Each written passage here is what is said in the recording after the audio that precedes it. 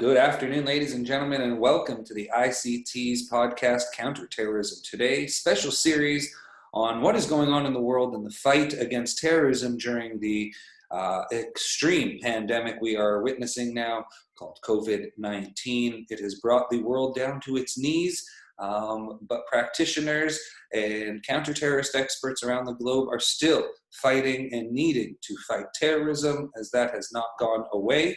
And as we continue with our special series, we are now joined over Zoom chat today with another ICT expert, this time Mr. Edan Landau. He's a researcher and project manager at the International Institute for Counter-Terrorism. Mr. Landau is the head of the database desk and in charge of the situation room at the ICT and here at the IDC in Herzliya, Israel. Mr. Landau, how are you doing today? I'm great. Thank you very much. Thank you so much for taking the time and joining our program here. I know you're a very busy person, a big family, lots of children, lots of work to be done. You are always on top of everything, and so we appreciate you taking the time to be here with us. You're also a world-renowned expert on the subject of Hezbollah, terrorist group out of southern Lebanon, hell-bent on destroying the state of Israel. You have done extensive research, extensive writing on the subject matter, and so we come to you now to ask you, how is Hezbollah dealing with the COVID-19 pandemic? Has it affected them in any specific way, and if so, how? Well, definitely. But first of all, Hezbollah has been suffering a crisis on its hand way before COVID-19. This started way back, I think around September, with an economic crisis that was hitting Lebanon. That brought the downfall of the government, a lot of uprisings, well, not necessarily uprisings, but it's more of protests and even riots in the streets. Even part of it by Hezbollah supporters. It wasn't specific to a certain section of the society. It wasn't just Sunnis or just Shiites. It wasn't Sunnis against Shiites or Shiites against Sunnis. It was everyone, the public, against the corrupt government and anyone who is related to the government. And Hezbollah is seen, which it is, part of the government, but it's also perceived as one of the reasons why the economic situation in Lebanon is so bad. So that started before COVID-19. Once COVID-19 started, that brought a whole down spiral of events that basically is putting Hezbollah in a very unique situation. Well, first of all, a lot of people do blame Hezbollah for bringing the virus into Lebanon. It is the Shiites who were traveling to Qom and to Najaf in Iraq. Qom was the epicenter of the outbreak in Iran. And a lot of students and religious scholars did come back and forth between Iran and Lebanon, and they're saying that that was one of the reasons why there was an outbreak. But just to put a little numbers in perspective, currently there are only officially 26 known cases of death in Lebanon due to the virus, and only 870 cases of illnesses. So doesn't that seem a little low? It is, but we do need to remember that Lebanon is a smaller country. As it is, it's not as advanced. I mean, they do have their city centers in Sidon, in Tyre, Tripoli, Beirut, even in Baalbek, but a lot of it is still very smaller villages spread out throughout the country. And they do tend to keep inside. But we can't really know what the real number is because I'm not sure that they actually know. It's not that they're necessarily hiding it, as in Lebanon. Hezbollah, on the other hand, could be hiding the numbers since they have been going back and forth from Lebanon to Syria and back. So it's not necessarily sure how many illnesses or deaths within Hezbollah ranks there are at the moment. So we covered the blame game that they were blamed for that. Also, there's still the whole financial situation, which has become even worse because Lebanon itself is being disconnected from the rest of the world, as most countries are. But where most countries do have cash and a stronger economy, they can withstand a certain amount of isolation. Lebanon is not in that situation. And one of the biggest problems was the cash flow, the actual cash. The banks were limiting the amount of money that you could actually withdraw. And there were also accusations that the banks were transferring cash out of Lebanon into Switzerland to protect the cash, so that people don't actually ransack the banks and take the money away from the banks. But again, we're talking about foreign currency. Sorry. The Lebanese lira has dropped tremendously. It's basically lost its value. People are, money exchanges are raising the cost of the Lebanese lira, so that basically you would have to spend a lot of lira in order to buy some dollars. Gasoline, for example, is still purchased with dollars, US dollars, not anything else. So that's one of the biggest problems. Hezbollah has been accusing the banks of basically cooperating with the United States and with holding money from the Lebanese people, or more specifically the Shiite population, as in Hezbollah supporters. But that raises... Now, don't we know about their finances, that they receive close to upwards of $1 billion from Iran on a yearly basis? Exactly, but that was before those were numbers that intelligence agencies and analysts basically brought out. We don't know that those are a constant number, that's actually what they receive every year. It might have been in 1 year that was that high, or maybe it was 1 year that it was that low. So we don't really know what the budget is. But I can say is that Hezbollah has still been paying salaries, and they only pay salaries in cash. Recently, Nasrallah was discussing the whole financial situation within Lebanon, also with the Covid-19, specifically since there were allegations that the organization was removing cash from Lebanon to Syria and Iran to safeguard it. And he, for the first time, actually said that not only are they not taking money out, they're actually bringing money in as an organization. I don't recall. So did he find a new revenue stream? I don't think they found a new revenue stream. I think it's been going on. I have a certain theory that I'm looking into right now. Most central banks around the world, specifically big banks, if you look at the US Bank, even in Europe, in order for a central bank to be able to have value for its currency, you need to have gold reserves. Right. And one of the things that Hezbollah usually does is when it gives out loans, it takes gold as collateral. So the question is, has it been transferring gold into Lebanon from Iran, that's been receiving it from Venezuela, that was also recently been in the papers, in the media, that they're actually selling their expertise on oil in return for gold, because gold is an ancient currency. It doesn't really lose its value that much, and it will always stand as a backup or as collateral for any cash that you have. So the question is, how much reserves does Hezbollah have, and where is it keeping it?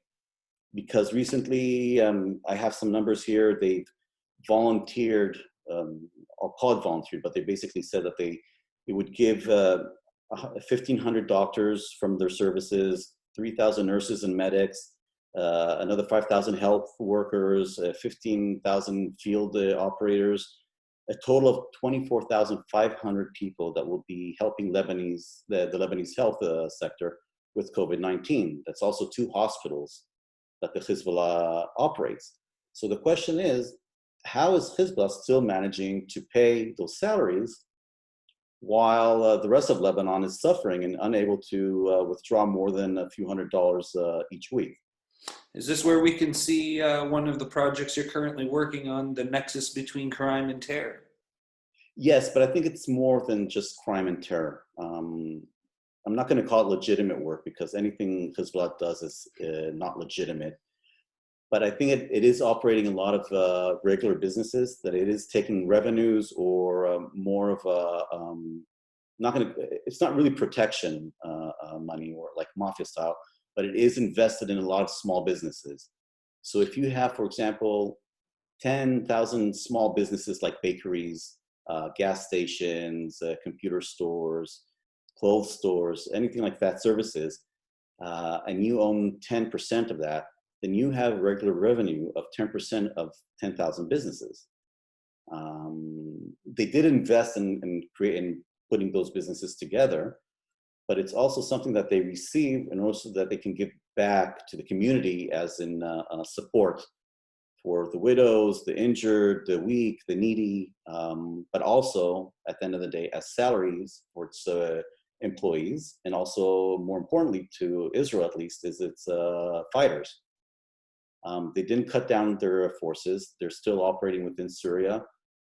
They've recently suffered some losses there, not big numbers, but they're just to indicate that they're still operating within Syria and Idlib and other parts of southern Syria as well, specifically on the Golan Heights. They're trying to establish a base of operation there against Israel, if it's intelligence gathering or just a way of striking back at Israel.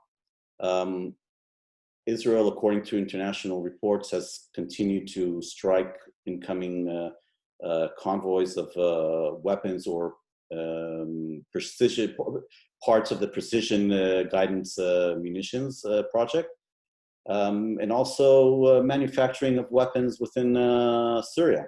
One of the things that Iran has noticed, that it's easier to build the weapons, the missiles in Syria than to transport them as wholes or even as parts within in cargo. So you can bring in pipes, anything by sea that looks more for construction or agriculture, and then you just take it to a factory, you assemble it, you use the fuel propellant from even the Syrian stockpile, which it gets resupplied all the time. And then you have brand new missiles that are being constructed on Syrian soil, but are for the use of Iran and Hezbollah. So with what you've just outlined, it does not seem that COVID-19 has affected Hezbollah in any specific way from running its daily operations. Yes and no, because, well, first of all, we don't know how deep their pockets are. So this could be something that they're saying, let's try to wait this out. We'll continue paying now until everything opens up again. The economy opens up again. The Lebanese government accepts loans from the IMF, International Monetary Fund. Hezbollah does have a veto over that because it all depends on what conditions IMF actually gives Lebanon. But they're actually saying we're not against it because they know that they cannot, for a longer period of time when Lebanon is isolated, continue showing as if they're paying their salaries, but the rest of the Lebanese aren't, because that would bring a lot of people against them, as it already is. Another interesting piece of information is that a lot of the smuggling routes into Syria have recently been opened again, and most of them are controlled by Hezbollah. So any flour or gasoline that is subsidized by the government is actually being smuggled into Syria. So it's being stolen out of Lebanon and given to their allies or interests within Syria, and that is causing a big public outcry. And it's not that simple. It's I think, from what I've seen, at least from his speeches, Nasrallah is more on the defense. His public is not too happy with what's going on. The Shiites, that is, and the rest of the government isn't. It's the strikes and the demonstrations are ongoing.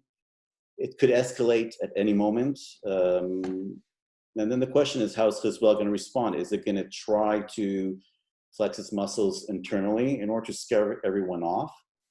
But that could backfire on it as well. Or is it going to do something externally in order to show, listen, this is this is how strong I am.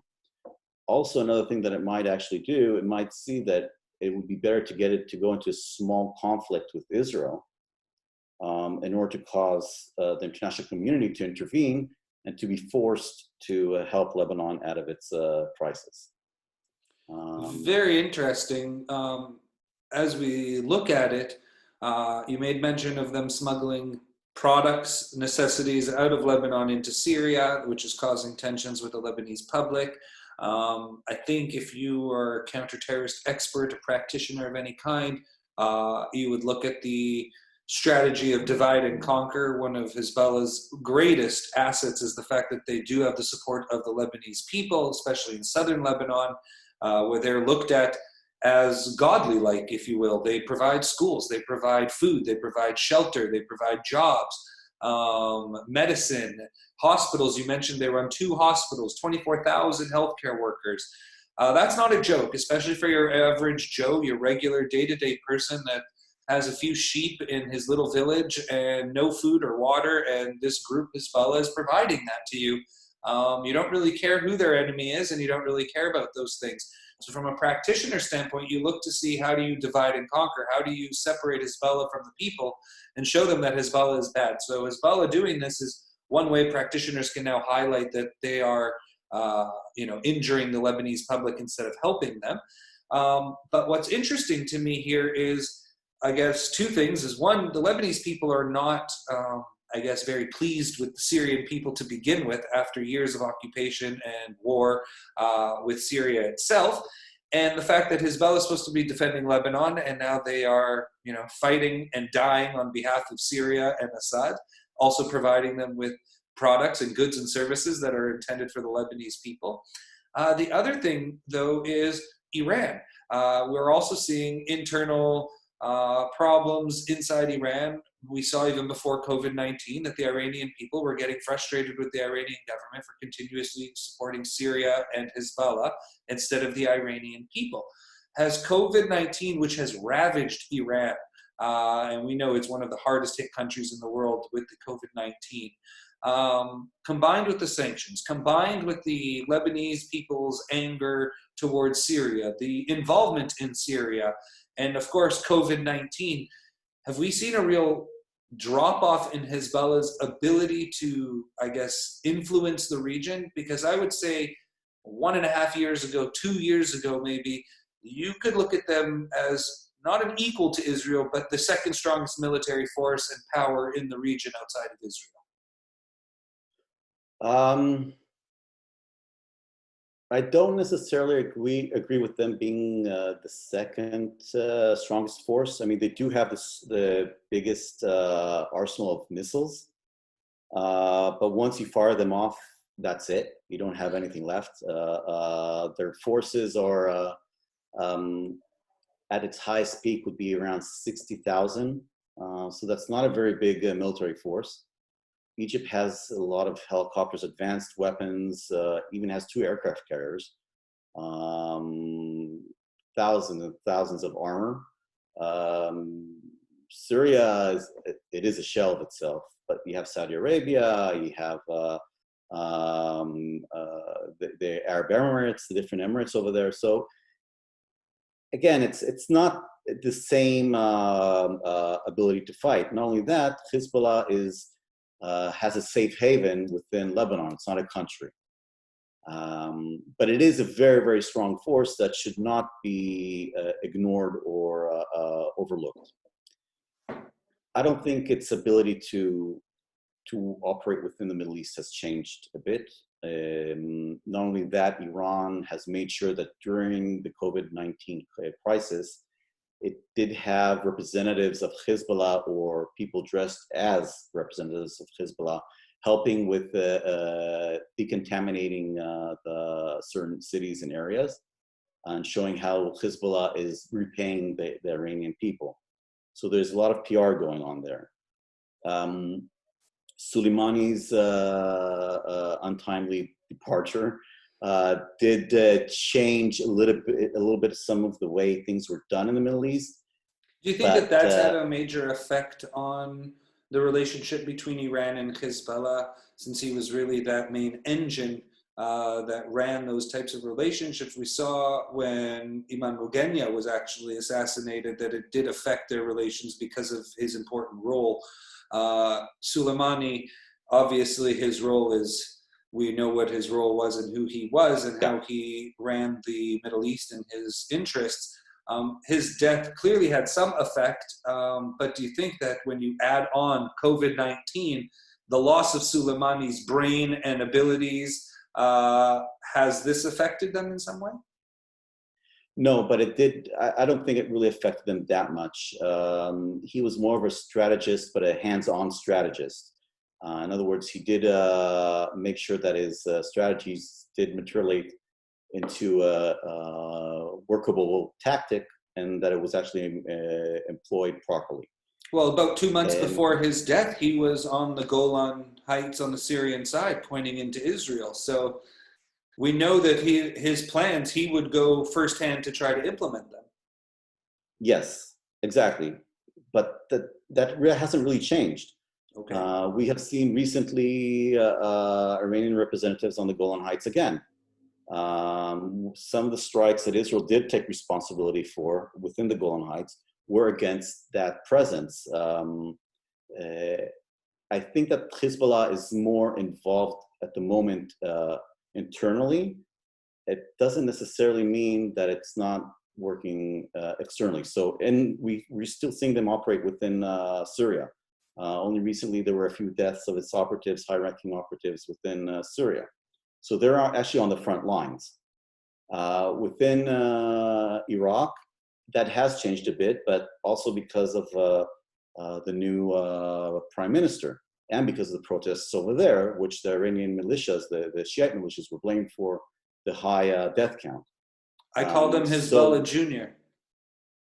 Yes, but it's more, Hezbollah wouldn't have used that kind of force against a civilian population, knowing exactly how these things could spiral out of hand.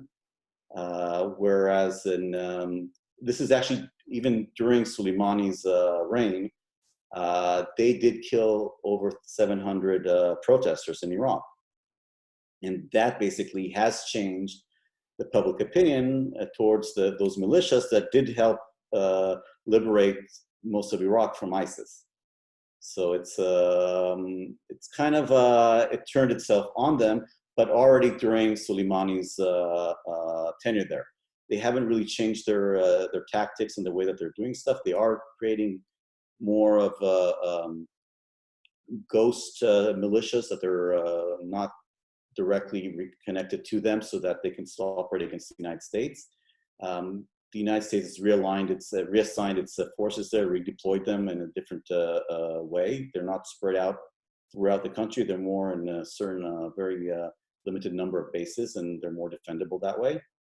The U.S. is still operating in Syria, but not only against ISIS, also against the Iranian attempts to gain control over there, but also against preventing the Russians from taking control over the oil fields. So, I mean, the game is still going on. Hezbollah is still present in Yemen on an advisory role. They're still training in Iran. We have seen people coming back from Iran related to Hezbollah that were ill already. So that does show a more stronger contact. So there might be some realignment, but not a big change in its operations, not strategically and not tactically. Okay, so when then looking at it and coming out of this COVID-19 crisis and hopefully getting back into some normalized world that we used to live in, and heading into the summer months, which are always the hot months here in the Middle East, tensions are always high. No pun intended when I said the hot months. It was really a reference to how the military incursions happen in this region. It's a heated time here. You can blame it on the sun if you want, as people get agitated from the 40-degree heat in the region. However, it is known that during the summer months, things heat up here. And if we look to the summer, what do you think Hezbollah's goal is? What do you think Nasrallah is looking at as he looks out into the future and says, okay, COVID-19, this little blip on the screen, if you will, is going to be ending in the next couple months and we can get back to regular work. What do you think his goal is to instruct his organization? Is it to continue to withstand the pressures of what's going on in Syria? Is it to continue to just build up? Or are we going to see some sort of renewed attacks? Because Hezbollah itself, we have not really seen involved in any real major attacks over the last number of years, really.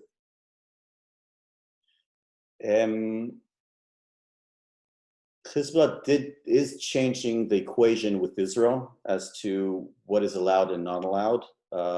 We've seen that recently. Even strikes that were related to Israel in Syria, Hezbollah did send a message on the Lebanese border with Israel.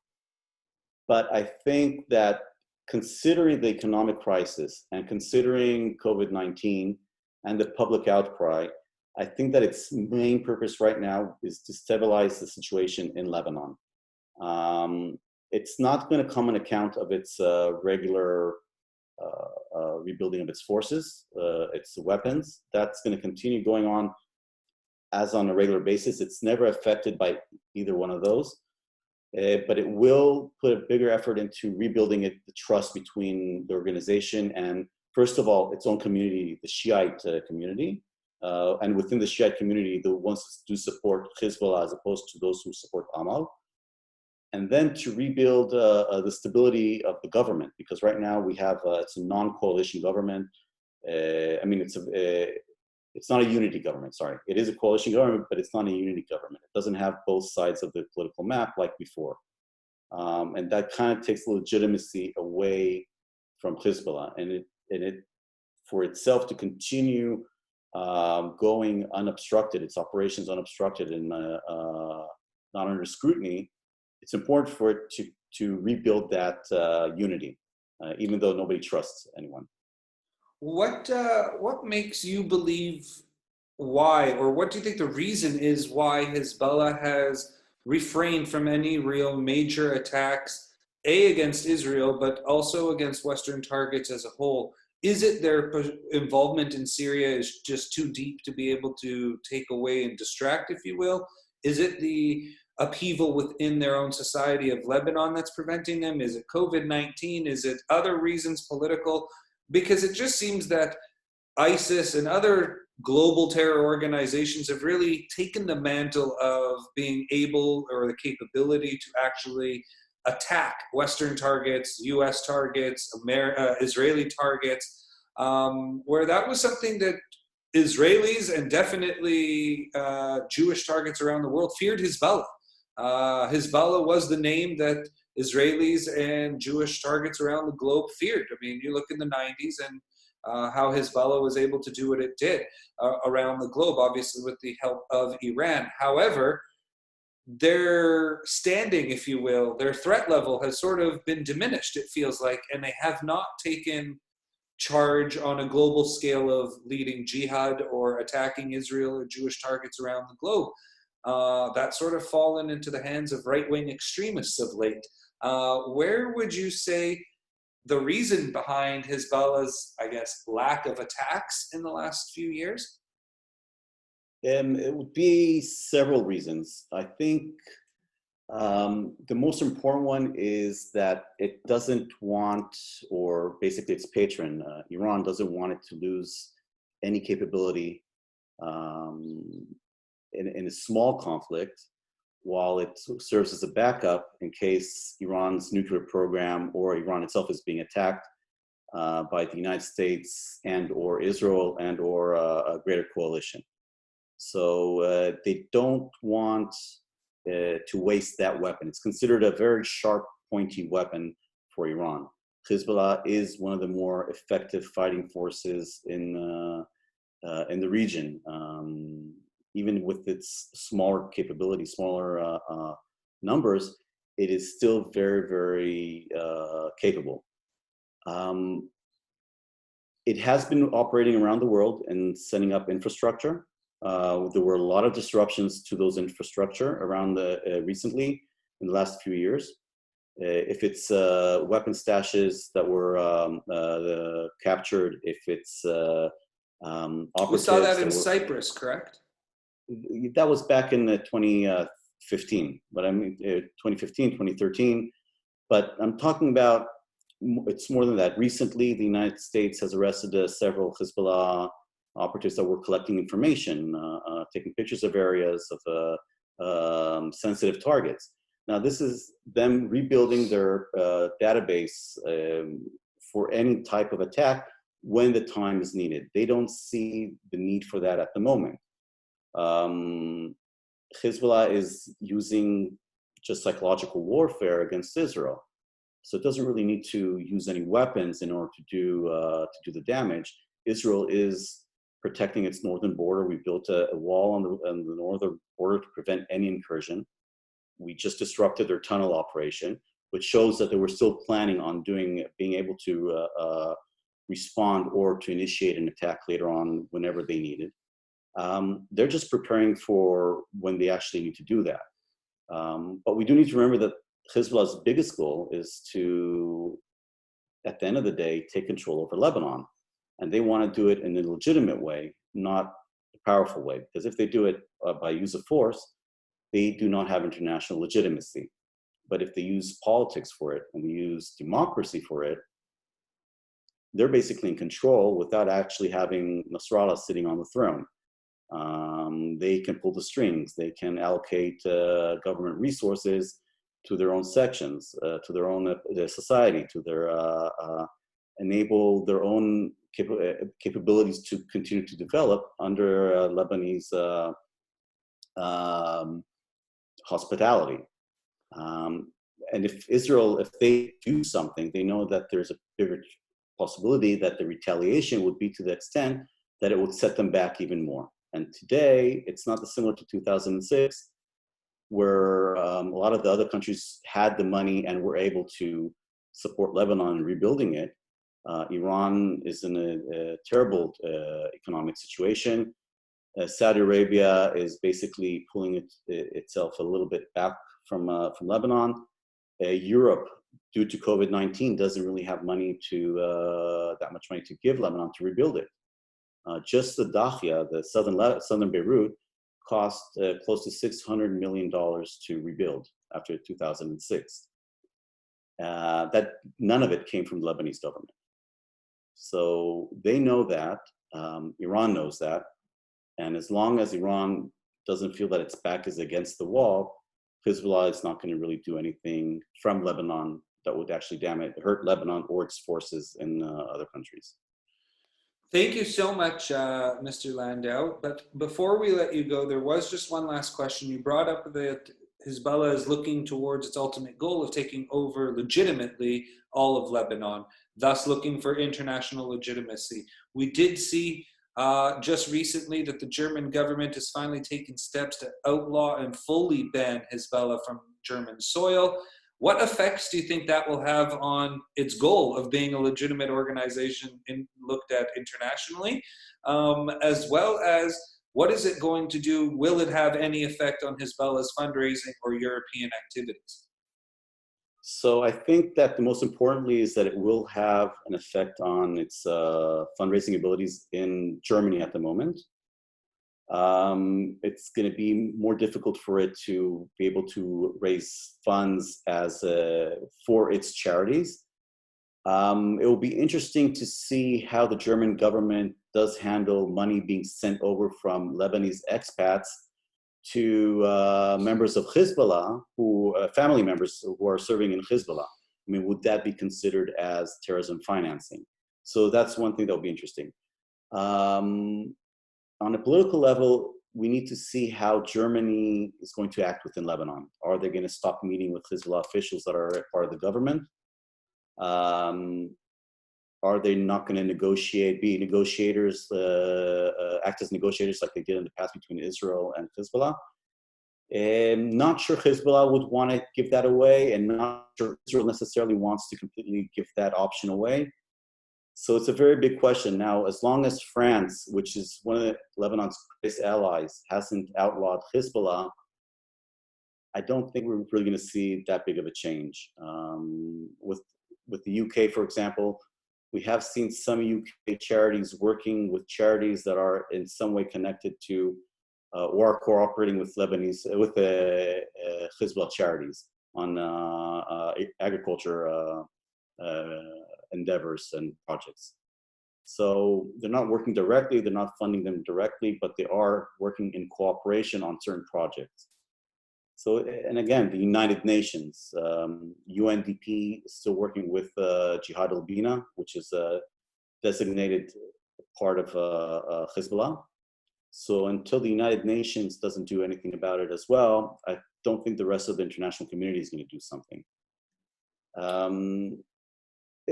It's a big question. I think that it's pretty fresh. We need to see how it's going to develop, and specifically how it's going to play out at the end of the day in Lebanon and on the political level.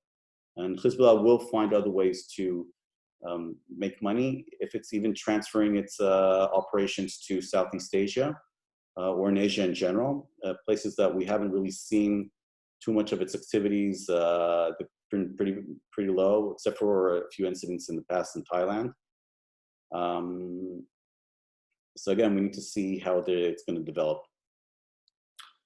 Excellent. Thank you so much for taking the time. To all of our listeners and our viewers, this has been Mr. Edan Landau. He is a researcher and project manager at the International Institute for Counter-Terrorism at the IDC here in Herzliya. Mr. Landau is the head of the database desk and is in charge of the situation room at the ICT and the IDC. Mr. Landau, thank you so much for taking the time out of your busy schedule, and we hope to be able to have you on the series in the near future as well. Well, thank you for having me. It was a pleasure. And be safe. Thank you. Be safe, be well.